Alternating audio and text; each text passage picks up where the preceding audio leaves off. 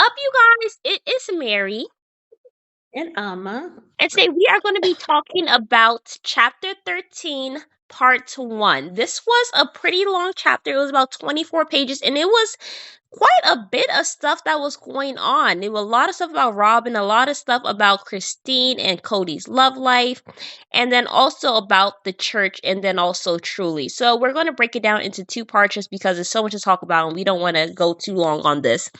Um, but yeah, this chapter is called Just Be Present. She talks about Robyn coming into the family. She said that everybody worked really hard to be kind and inviting to Robyn. She also kind of talks about how her love for Robyn and her kids grew, and that she loved how close that Robyn was with Mykelti. And she stated that she was hoping for a close friendship, which we know doesn't really actually happen later on down the line. But she reveals that it made it hard for her to hide her feelings from Robyn about jealousy simply because she had to keep on being asked on the show about, like, okay, how do you feel about this? How do you feel about that? And I kind of feel like Yeah. that it almost was they were like the producers were their therapists, but not really their therapists. Because typically you would just hide and bury your feelings. Like, I mean, that's what this religion kind of, not the religion, but that's kind of like one of the practices that they kind of talk about, where it's like, you're rewarded if you're able to look at your husband get married and, like, so like harbor those feelings of jealousy or whatever the case may be. Like, you're kind of like Or told to kind of kind of like, control that. yeah, control that and not really talk about your emotions or whatever the case may be. Yeah. So, like, now you're like actually having to address how you feel. And she said it made Yeah. it hard for her to like hide her feelings or whatever the case may be.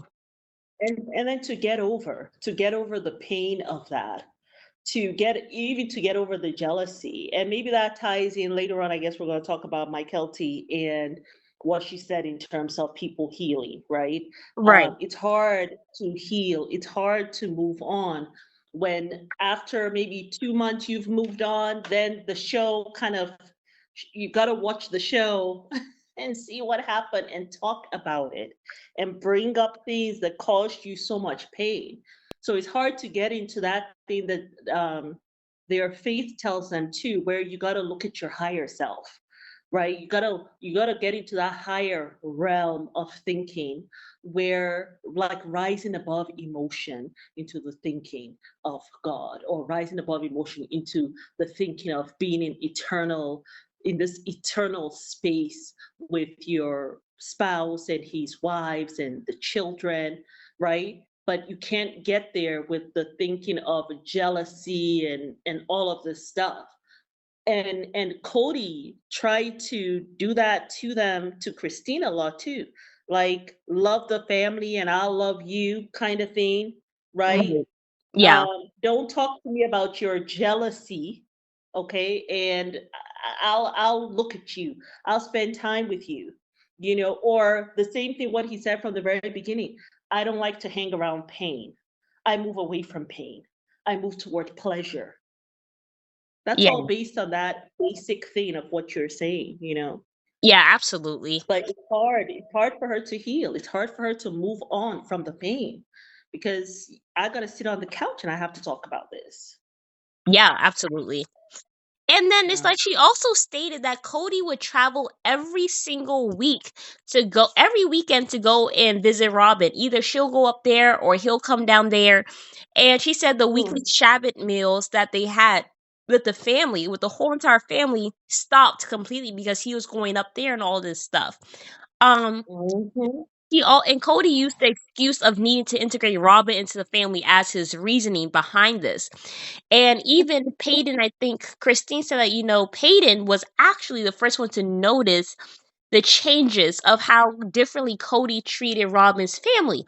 And he was like, Mm. it was something as small as KFC. Peyton has said that, how come every time Kody goes out with Robyn and her kids, he goes out there and he is going out there and giving them KFC and all that stuff. Like he's always buying them KFC. And then Christine explained, well, they eat fast food. We don't. He said, yeah, but dad says it's a treat. How come they're always getting a treat and we don't? So Hayden Mhm. was noticing from the beginning little things like that. And I'm pretty Yeah. sure he would have called Kody out on it because I'm sure he would have been young at this Okay. time, and kids can be quite Mhm. unfiltered. So They can. And what I notice is that boys are, boys are very interesting. They're gonna call it out, I think. What do you guys think? I feel as though boys call stuff out like that quicker than girls too. I mean, they're more, a girl will try to maybe not call it out quickly because we're trying to be keep the kind, peace. right? Yeah, It's like our nature, right? To be peaceful. But the boys are going to call it out, kind of like Peyton calling it out. I remember Garrison and Gabriel calling, like just walking into Robbie's house to see where's dad at. Like they were like hunting for their father in that yeah, cul-de-sac. And Cody and Robbie were like, we gotta move out of here. We gotta move out of here. This is too close. These boys are getting too, yeah, like they're becoming too smart. Yeah, yeah, so Payday, I'm not surprised that it was one of the sons that called it out. yeah. I mean, because I think Christine had even mentioned that they never really saw Kody unless he was with Robyn. Like that's how bad it was getting. That they wouldn't see Kody without Robyn. So I think early on, Okay, yeah, I think Peyton had picked up that this is something different. Like it's yeah. something very, very different. Yeah, Um, but you notice he called it out, and then right away, Christine, the peachy Christine, tried to make everything fine, try to explain to him right away. Oh no, no, no, no, no! It's because we don't eat fast food. Trying to cover for dad, right? right. So Yeah. that's like also like in a way silencing the child as Right. well. Yeah. And she also did Yeah. mention during this time that she had kind of started picking up Truly's personality, which you guys all know that I think some of us have picked up on the fact that Truly is an introvert. She said that she started being very Yeah. introverted towards her family and also towards the camera crew and stuff. Like she didn't want to be in big settings with people. Um Yeah. she just kind of wanted to stay to herself. So she said that also really did not kind of help the situation, especially with there being a new camera crew and a new wife and all that stuff. And Yeah. everything. And she also had And mentioned, we were thinking, can I say this really quick, Mary? go ahead. With something that Christine said, I wish she hears this somewhere that, hey, Christine, like, I think maybe there is something to this that we need to look into. You guys who have been pregnant, do you guys pick up the characteristics of your child? Because, Mary, you were telling me that you have been watching Oh, I've been watching a lot of Judge Mathis. Like, I don't know, and you like never used to watch that before. I know I used to watch it like every now and then, but not really like that. But now it's like Yeah. a part of my It morning wasn't like routine. your thing. Yeah. So does that mean that it's going to be a judge or maybe a child like maybe Gwendolyn that's all about justice? Very interesting. Possibly. She might Anyway, mix with a go judge ahead. and an artist between me and Lance, because me and Lance were both artists. So she might be a little Yeah. bit of a political person and an artist. So we'll see. Yeah. Interesting. Anyway, go ahead. You were talking about Truly. You shared that with me today. So I was like, oh, okay. Yeah.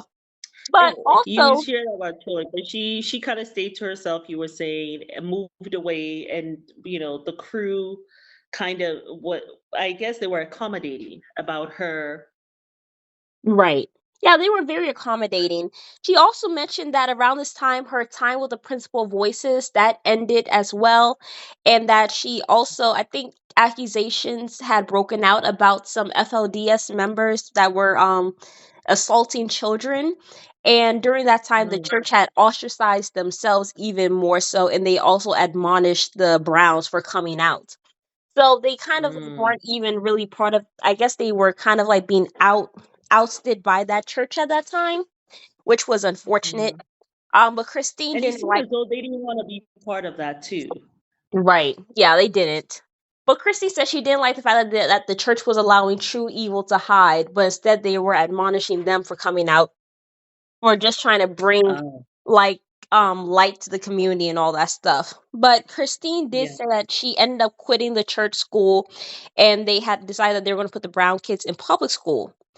Um Mm, And she also found that when she left the church and she was kind of having like, meeting up with people, or like being connected with the outside world, that she found that she actually related more with, like, her values matched up with other people's. Like, she related more with the yeah. outside world than with um Like the her church, which, community. yeah, with her church community, she kind Mm, of like, her values lined up more with her mom, which she thought was kind of shocking, because her mom had left and she had ostracized herself from her mother, just for her to come out into the world and realize that her values actually match up with her mom's.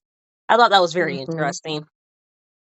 And Yeah. then, And also, I mean, the mom had always said, like, look at these church leaders as men. Like, look at them yeah, as men. Like, look, like, don't just like revere them because of the title they carry, but revere them because of their character. right, absolutely, And yeah, yeah, kind of like what Martin Luther King says, like, to honor the man because of the content of their character, right? yeah. Yeah. Yeah. And then in the final parts of this, for the ending of part one, Christine did go ahead and talk about the fact that, she really did not have much help once Truly was born and stuff like that. She said she had wanted Mhm. to work to pay off her debts before Truly came into the picture.